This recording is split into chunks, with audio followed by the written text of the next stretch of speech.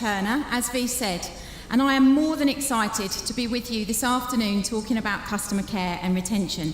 Now, we've only got about 20 minutes together, which is barely enough time to scratch the surface of one of my favourite topics. But I'm going to do my best, and I'd like to cover 3 things. I think we've got time for me to introduce you to a technique called the customer life cycle. It's a really simple way of maximising your retail. I'd also like to talk to you about a cultural approach that you can use to build loyalty amongst your regular customers. And then I'd like to show you what can happen when your customers become some of your favourite people. Does that sound okay to you? Well, that's lucky for me then. Brilliant. Right, so let me talk to you a little bit about where my attitude towards customer care and retention comes from. I have been seeking out my happy place in life for a long time. I've been trying to hang out there a long time before I met Gemma Easton and we started Team GB together back 2.5 years ago. I no longer work in London, I no longer commute in and out to Victoria or work at John Lewis's head office in employee engagement. I run my business from home, part-time, and I have the honour of sharing the leadership of Team GB with Gemma and Gary. And I have to say, I've never been happier. For me, happiness is what it's all about. I've been seeking that happy place for a long time, and I've learned that it's been shaped by and inspired by 2 things: being married to a firefighter and being a mum.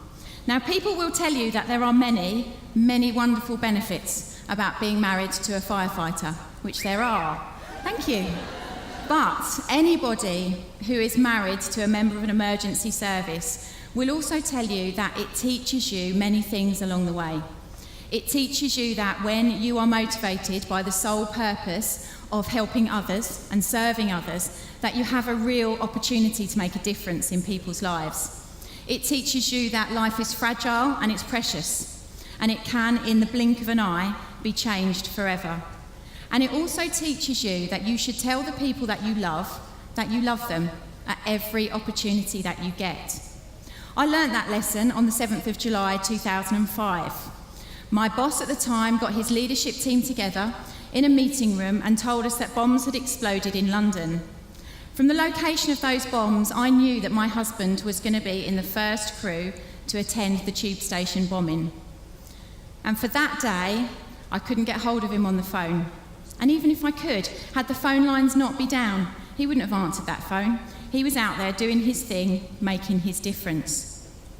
At the time, I was 7 months pregnant with our first child, and for 6 very long hours that day, I didn't know if he was going to come home. I didn't know whether I'd get the chance to tell him I loved him one more time, or whether he would ever get the chance to meet our son. A lot went through my head that day. It wasn't about the material things in life, and it wasn't about the money. What went through my head was the memories that we'd made in all the years we'd been together. It was about the things we'd laughed about, the places we'd seen, the morals and the values that he had, and the amazing father that I knew he would become. And at precisely 3:07 that day, when I got a text through that simply said, "I'm okay, I love you," my world changed just a little bit. Because it was in that moment that I made a deal with myself, that was it. From here on in, I was going to do everything I could in the pursuit of happiness for our family. It became my sole purpose to jam as much fun and enjoyment into every day as I possibly could. It became my job to make sure that I was present in the moment and I did not miss a thing. And therefore I agreed with myself to whatever I did in the future, I would give it my all, so that when we were old and grey looking back on our life together, there would be no should've, would've or could've associated with things that we would have done had we been just a little bit braver.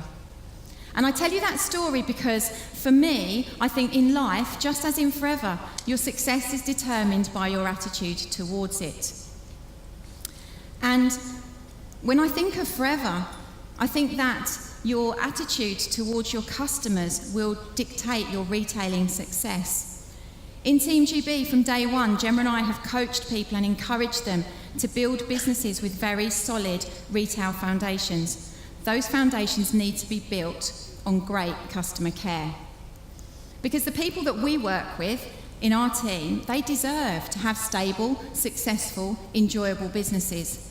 We know that that type of business comes from having solid retail foundations. Those foundations come from having loyal customers in your team and in your business, and that requires you to deliver first-class customer care.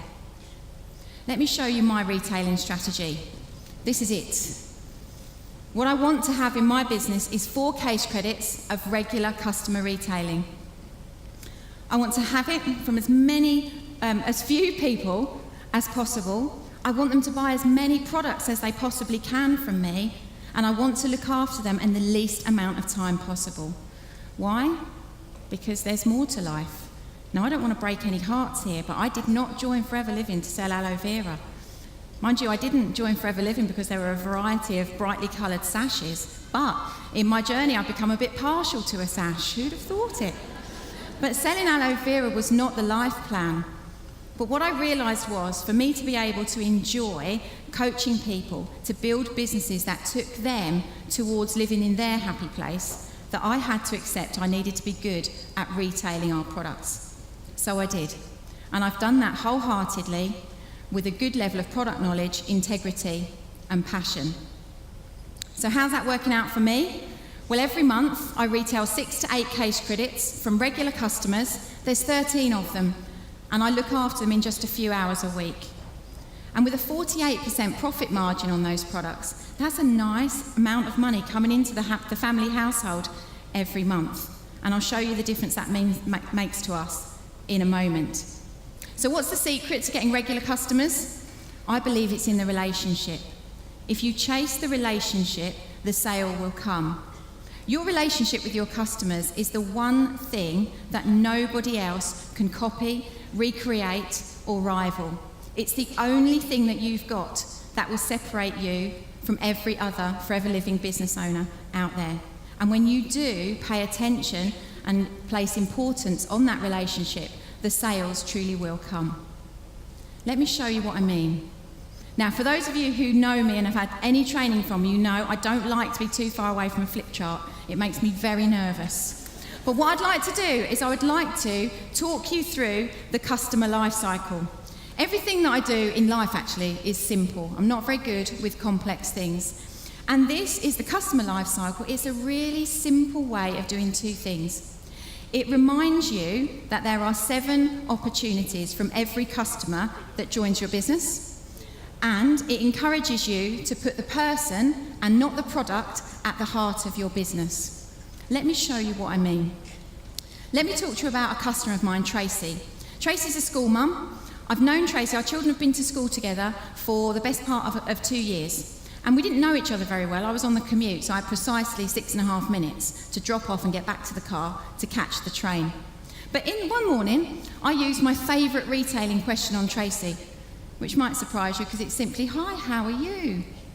That question in itself is the gift that keeps on giving, because people will tell you so much about what is going on for them. As of yet, I've never met anybody who, when I said, "Hi, how are you?" they've never once replied, "Do you know what? I'm happy, my immune system is strong, and my energy levels are high." Instead, they will tell me, "I'm a bit tired, I'm a bit run down, I've got a cold coming," or "I hate my job." And that gives me an opening to introduce either our products or our business to those people. So one day, I said to Tracy, "Hi, how are you?" And she said, "Oh, I'm all right, just a bit tired." So I said to her, "Oh, I know exactly how that used to feel." And I introduced her to the product that she told me she needed in her life. And she said, "Where'd you get it, Holland and Barrett?" I said, "No, you get it from me, it's part of my business." She said, "Really?" I said, "I'll tell you what I'm going to do. I'm going to bring some to you this afternoon and you can try it." "Oh no, I don't want to put you out." "Not put me out? Let me help you with that. I will have it here 3:10. A few hours later, we're back on the school run. Tracy thinks I'm being kind. As far as my business head is concerned, what have I just done? Just lent Tracy a pup.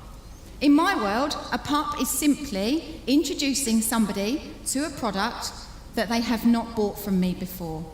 I am not paralysed by the lack of a wicker basket. A pup is just a product exchanging hands.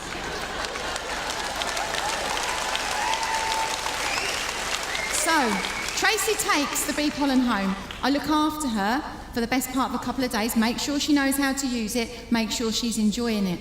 What happens then? Trace said to me, do you know what? That is wicked. Can I have some? Of course you can. What's just happened? Tracy's made her first purchase. I will be retailing from Tracy for the rest of her adult life. She just doesn't realise it yet. So what happens is, now I'm really fond of Tracy. She's benefiting me no end, so I take very good care of her. And one day, about a week later, she said to me, oh, can my sister have some bee pollen? I said, oh, well, she could, Tracy, but I'd really like to meet her because I need to make sure that that's the right product for her. And she said, right, okay. I said, I tell you what, I'll bring the bee pollen around, a few other bits and bobs, after a school run one morning, invite your sister to your house, a couple of other friends, and I'll happily chat to her about it. Would you mind? No, Tracy. This is like some weird role play. So what happened was I popped round to Tracy's after school.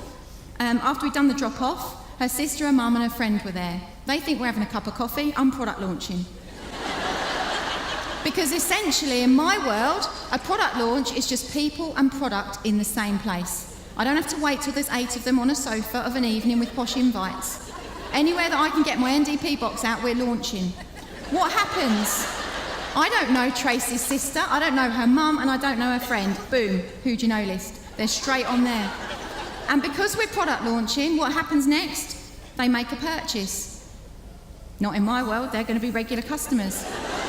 And so, I write down everything that I know about my customers. It's really important to remember the detail. And then what happens is, when Tracy's sister's product comes in, I drop it round to her, and I also drop round a pup.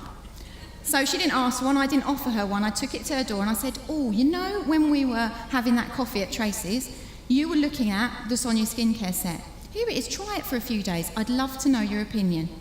What happens is, she buys something. That goes on to the information that I know about her. And we keep playing this game every month. Every time I drop something off, I take round something that I know that she'll like, but she doesn't buy from me yet. And at some point, we will talk about a clean 9. Because every month, I'm building up a relationship with Tracy, and every month I see her. I'm going to know when it's Christmas. I'm going to know when it's her holiday. I'm going to know when she's overindulged. I'm going to know when she's a bit sluggish. And that's when, as a friend, I'm going to recommend she considers doing a clean 9. By this time, Tracy will trust me, and she'll probably buy that clean 9 from me. And I'll say to her, you know, it's always good to do this with someone else. Have you got anyone else that you know that might be interested in doing a cleanse? She says, well, actually, yeah, I've got a friend called Angela. Brilliant. Boom, Angela's on me. Who do you know list? So I have a chat with Angela about the clean 9. She says to me, do you know what? It sounds great, but it's a bit expensive. £108. I said to her, come on, Angela, it's £12 a day. Are you not worth an investment of £12 a day? Angela says, well, times are a bit tough at the moment. I said to her, I tell you what, why don't you get a few friends round yours one evening, I'll bring Prosecco, I'll bring a clean 9, chat to you about it. Oh, would you mind? Not at all. And as a way of thanking her for having the product launch that she didn't ask for, what I'm going to do is I'm going to offer her a discounted clean 9. She's going to bring people that I don't know. They're going to go on my Who Do You Know list. They're going to make a first purchase. I'm going to treat them like a regular customer. When I drop off their products, I'm going to take something that they saw at the launch but they didn't buy yet. They're going to like it, they're going to buy it, and we carry on. And at some point or another, we will end up here. Tracy will say to me, right, talk to me about what it is you do and how you do it. Because a few things will be evident to Tracy by then. She'll know that I'm making money from her. She'll know that I'm selling products to all her friends. And she'll know that I'm shiny and happy. And that is often enough for people to want to know more.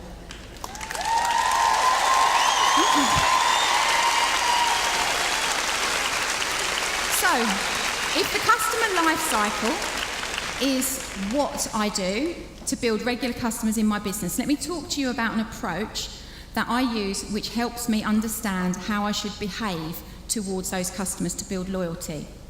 We use and coach an approach called love. What I learned a long time ago was that people rarely remember what you say, but they always remember how you made them feel.